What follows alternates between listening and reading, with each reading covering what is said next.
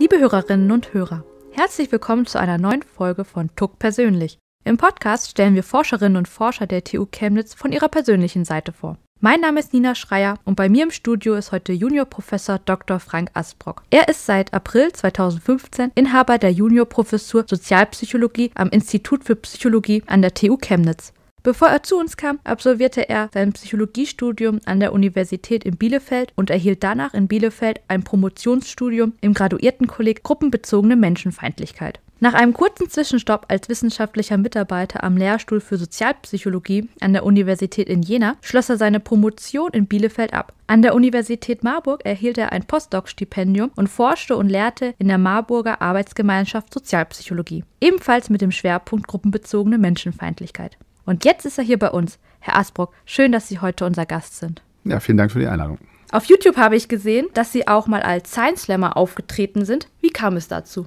Ja, der Auftritt kam über eine Anfrage von einer Gruppe, die hier in Chemnitz Science Slams organisiert, außerhalb der Uni. Und da wurde mal einer gemacht mit Juniorprofessoren ausschließlich. Und wir haben das in der Mensa gemacht und das war natürlich vor allem studentisches Publikum. Und genau, so kam es dazu, dass ich da mal aufgetreten bin. Über was haben Sie gesprochen? Ich habe ein paar Studien aus meiner Forschung vorgestellt. Ich arbeite ja zu, wie Sie schon gesagt haben, gruppenbezogene Menschenfeindlichkeit, so zu Vorurteilen und Diskriminierung und Bedrohungswahrnehmung und habe da ein paar Sachen versucht, in eine dramaturgische Abfolge zu bringen und das dann vorgestellt und so gesagt, wozu ich arbeite und was da so rausgekommen ist. Recht verkürzt natürlich, damit es unterhaltsam ist, aber es hatte schon einen wissenschaftlichen Gehalt. Wie war das so für Sie, das erste Mal auf der Bühne zu stehen? Es war so ein bisschen wie eine Vorlesung in einem extrem schlecht ausgeleuchteten Hörsaal, weil es war ja dunkel und die Lichter haben ja mich angeleuchtet und ich habe nicht gesehen, wer da vor mir sitzt, aber es war ziemlich voll und genau, ich war schon sehr aufgeregt, das muss ich sagen. Also ich war wesentlich nervöser als vor einer Vorlesung, weil ich ja das Gefühl hatte, ich muss ja nicht nur den Menschen da ein bisschen Wissen vermitteln, sondern ich muss das ja auch noch unterhaltsam tun. Das hat mich schon ein wenig unter Druck gesetzt. Ich kann mir das total gut vorstellen, wenn die Leute dafür bezahlt haben und dann will man denen auch was bieten. Ja, gut, dass es keine Studiengebühren gibt, sonst hätte ich das jedes Mal.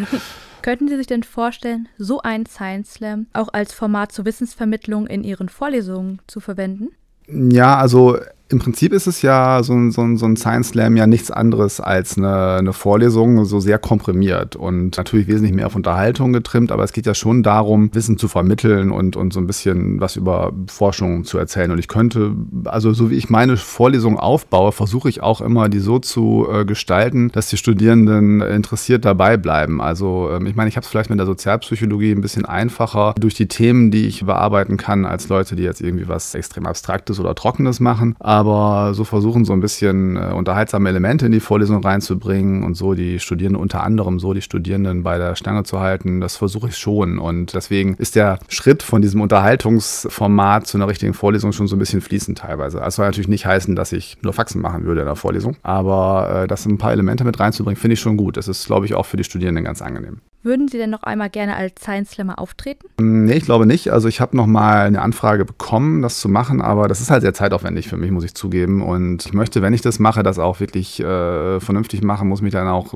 schon natürlich mir Gedanken machen, was ich da erzähle und kann ja nicht immer das Gleiche erzählen. Und da habe ich einfach die Zeit nicht für. Also neben dem, was ich noch so mache. Also es hat mir sehr viel Spaß gemacht und wenn ich jetzt nicht in diesem Lebensabschnitt der Juniorprofessur wäre, hätte ich da vielleicht noch ein bisschen mehr was gemacht, aber momentan mache ich das nicht. Kommen wir mal ein bisschen zum Fachlichen zurück. Warum haben Sie sich damals entschieden, Psychologie zu studieren?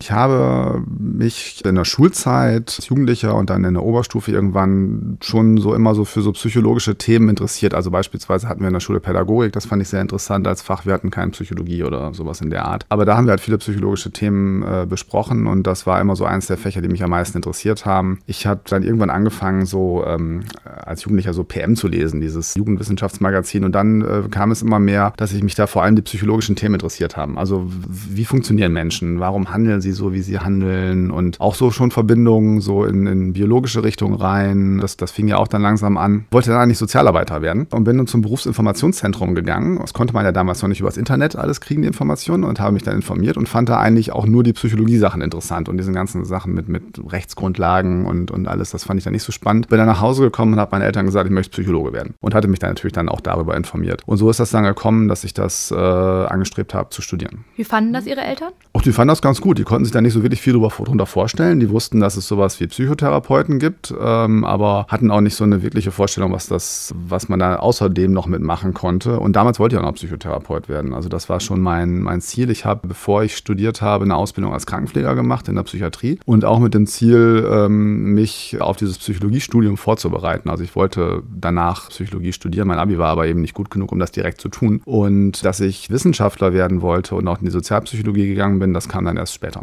Warum haben Sie sich dafür entschieden? Dass ich Wissenschaft interessant fand, das kam relativ zu Beginn des Studiums. Ich habe ein empirisches Praktikum gemacht. Also in der Psychologiestudium müssen Sie so ein Praktikum machen, wo Sie halt mal so eine Studie selber machen, vorbereiten, durchführen, auswerten und aufschreiben. Und das fand ich so spannend, obwohl das echt kein spannendes Thema war. Aber diese Tätigkeit selbst fand ich total faszinierend. Und dieser Sozialpsychologiebereich hat sich rauskristallisiert, weil ich schon mich mit politischen Themen, also seitdem ich Jugendlicher bin oder junger Erwachsener, mit politischen Themen beschäftigt habe und auch so Vorurteile und Diskriminierung immer total faszinierend fand und auch nie so wirklich verstanden habe. Also ich habe mich immer gefragt, warum andere Menschen aufgrund ihrer Gruppenzugehörigkeit, so habe ich das damals nicht formuliert, aber hassen. Warum es halt diese Konflikte gab. Also als ich jung war, waren hier in Hoyerswerda und Rostock-Lichtenhagen wurden die Asylbewerberinnen Heime angezündet. Und das war, was mich schon ziemlich geprägt hat in meiner Interessenentwicklung. Und ich war sehr froh, dass ich das aufgreifen konnte im Studium, beziehungsweise in meiner Diplomarbeit damals schon, dass ich was zu so einem Thema machen konnte, dass ich endlich mal meine privaten Interessen so mit meinem Beruf verbinden konnte. Das fand ich sehr faszinierend und sehr reizvoll. Zahnärzte, Steuerberater oder Anwälte kennen das. Im Verwandten- und Bekanntenkreis sind sie gefragte Ansprechpartner. Wollen Leute auch von Ihnen mal einen Rat in psychologischen Angelegenheiten? Eher nicht. Was, glaube ich, weniger an an der Kompetenz, an dem Mangel an Kompetenz liegt, der mir unterstellt wird, sondern als Sozialpsychologe ist es nicht so wie bei so klinischen Psychologen. Ich glaube, wenn ich klinischer Psychologe wäre, würde das häufiger vorkommen oder in einer Beratung arbeiten würde oder sowas, dass Leute mal sagen, ja, ich habe hier Probleme mit meinen Kindern oder meine Mutter ist komisch oder ich bin komisch oder irgendwie sowas in der Art. Aber als Sozialpsychologe bin ich eher so mit meinen Anmerkungen eher so nervig manchmal, wenn ich dann immer sage, naja, das kann man so pauschal nicht behaupten und man kann das nicht über Frauen so sagen oder solche. Also wenn so Klischees aufkommen, dann oder Stereotype kommuniziert werden, neige ich halt eher dazu zu sagen, naja, das geht halt nicht und das stimmt halt nicht, weil es ist nur ein Stereotyp, weil aus diesen und diesen Gründen. Und das ist eher so, dass Leute mich dann lieber nicht hören, weil ich dann vielleicht eher die Stimmung runterziehe oder sowas. Glauben Sie denn, dass es besser geworden ist mit den Vorurteilen und den Klischees? Dass es weniger gibt, meinen Sie? Genau, also gerade durch die ganzen Gender-Debatten und den ganzen Entwicklungen. Also wenn ich so mich in sozialen Netzwerken bewege, in den wenigen, in denen ich bin, habe ich das Gefühl, dass es nicht so ist. Aber ich glaube schon, dass es Verschiebungen gibt natürlich. Also offene Vorurteile, wie sie geäußert wurden vor 20, 30 Jahren oder so, das gibt es so nicht mehr oder selten. Das sind nur noch wenige Menschen, die das tun. Also ich weiß, dass ich in jungen Jahren ins Fußballstadion gegangen bin. Da wurden schwarze Spieler mit Bananen beworfen und also hier in Deutschland und mit Affenlauten begleitet. Das finden sie nicht mehr. Dafür haben sie natürlich Homophobie noch und nöcher im Fußballstadion. Also das hat sich halt verschoben. Aber da gibt es schon sehr große gesellschaftliche Veränderungen und ich glaube, vieles ist subtiler geworden. Ich glaube, viele Sachen sind auch nicht mehr vorhanden. Also es gibt natürlich viel mehr Offenheit für verschiedene Lebensformen, sexuelle Orientierung, religiöse Toleranzen, wobei das sich wahrscheinlich schon wieder ein bisschen verschiebt. Oder auch was Geschlechterunterschiede angeht oder eben nicht Unterschiede, wie Männer und Frauen leben möchten. Aber insgesamt würde ich nicht sagen, dass das alles unbedingt nur besser geworden ist. Also es ist noch ein weiter Weg, auf dem wir uns befinden. Also ich glaube, meine Forschung ist jetzt nicht überflüssig geworden. Dann werden Sie ja gar nicht arbeitslos. Sie werden immer Arbeit haben. Ja, einerseits ist das schade, dass zu diesem Bereich wahrscheinlich immer Forschung notwendig ist, aber natürlich finde ich es halt auch faszinierend. Aber ich arbeite ja unter anderem auch so zur Intervention oder eben zur Bekämpfung von solchen Vorurteilen, was man dagegen machen kann. Und das ist mir natürlich sehr, sehr wichtig und sehr wichtiger Bereich rauszufinden. Nicht nur gibt's das und das ist toll, dass das gibt, das finde ich ja gar nicht schön, das rauszufinden, sondern was kann man dagegen machen? Kommen wir nochmal kurz zum Persönlichen zurück. Wenn Menschen erfahren, dass sie Psychologe sind, gehen sie dann anders mit ihnen um? Merken Sie da was? Na, es kommt so, wenn ich Menschen kennenlerne, also neue Menschen kennenlerne, dann kommt vielleicht schon mal sowas wie, oh, sind Psychologe, da muss ich ein bisschen aufpassen, was ich sage oder so, weil uns Psychologinnen und Psychologen ja gerne unterstellt wird, dass wir im Studium so einen Röntgenblick bekommen oder irgendwie hell sehen können oder durch Leute durchgucken. Und ich glaube, dass ich schon anders mit Leuten vielleicht rede oder mir andere Gedanken mache, wenn ich jemandem zuhöre, als jemand das tut, der jetzt so gar nichts mit Psychologie oder damit zu tun hat oder das gar nicht so interessiert, wie andere Leute so sind. Aber ich analysiere Leute nicht ständig. Das kann ich überhaupt nicht. Und andere Leute benehmen sich nicht wirklich anders. Also von mir hat jetzt keine Angst, weil ich Psychologe bin. Vielleicht aus anderen Gründen, aber nicht, weil ich Psychologe bin. Sie sind damals von Marburg nach Chemnitz gewechselt. Ist Ihnen die Umstellung schwer gefallen? Ja, schon, aber vor allem, weil wir also als Familie unseren Freundeskreis natürlich hinter uns lassen mussten. Das war schon eine große Umstellung, weil wir hatten halt viele Freunde und Bekannte dort und wenn von denen auch jetzt inzwischen selber einige weg sind, war es natürlich schon schade, die zu verlassen und hier wieder neu anzufangen. Und ich habe halt 2 kleine Kinder und da ist es halt auch nicht so einfach, so irgendwo so reinzukommen, so schnell. Und das war schon, wir waren sehr froh, dass wir da ein großes Netzwerk hatten und das war schon ein bisschen schade, dass wir das verlassen mussten. Und natürlich ist Marburg schön, also da lässt sich jetzt nicht bestreiten, das ist eine schnuckelige Stadt, aber ich war eigentlich auch ganz froh, in eine etwas größere Stadt zu ziehen, muss ich zugeben, weil Marburg ist halt eine Universität mit ein paar Leuten drumherum, die nicht in der Universität sind. Also das ist halt eine riesen Uni und wenn da kein Semester ist, dann ist da auch wirklich nichts los. Chemnitz ist halt schon ein bisschen größer. Was ich bei meinem ersten Eindruck in Chemnitz wirklich überraschend fand, war, dass hier auch trotz der Größe nicht viel los ist. Also jetzt so auf der Straße meine ich so. Wenn Sie so durch die Fußgängerzone gehen, da ist es halt immer leer, beziehungsweise die Straßen sind so breit, dass die Leute sich dermaßen verteilen, dass man das Gefühl hat, hier ist wirklich sehr, sehr wenig los. Das fand ich so ein bisschen schade am Anfang. Und was mich wirklich schon an Chemnitz stört, tatsächlich ist, dass die Offenheit anderen Menschen gegenüber, jetzt auch anderen Gruppen gegenüber hier eine andere ist, als jetzt in Marburg beispielsweise oder als es auch in Bielefeld war. Also das ist, es fällt mir natürlich als Vorurteilsforscher besonders auf, dass hier sowas wie Rechtspopulismus und noch extremere Formen Rechtsextremismus hier in ganz andere Offenheit auftritt, als das in Marburg war oder in anderen Städten, in denen ich gelebt habe. Das ist wirklich schon was ich schwierig finde und auch sehr, sehr schade finde. Ich finde es auch schade, weil dann so ein bisschen der Ruf auch der Stadt darunter leidet und auch dadurch der Ruf der anderen Menschen, die hier wohnen, leidet. Ne? Das ist eigentlich total schade. Das ist ein Problem. Es ist natürlich auch ein Problem für die Leute, die davon betroffen sind. Also es ist einfach nicht schön, diskriminiert zu werden und irgendwelche Ängste oder nicht willkommen